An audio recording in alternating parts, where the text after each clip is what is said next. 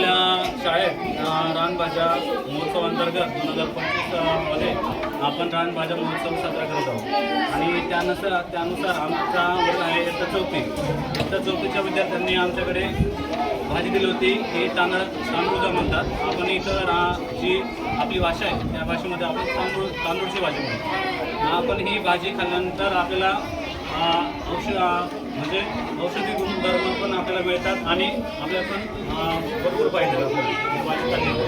जसं की आपण जर भाजी खाल्ली तर आपल्याला व्हिटॅमिन सी पण मिळतं आणि जर त्याला म्हणजे मुळव्याचा प्रॉब्लेम आहे किंवा मुळव्याचा प्रॉब्लेम आहे तर ही जर भाजी खाल्ली तर त्रास कमी होतो.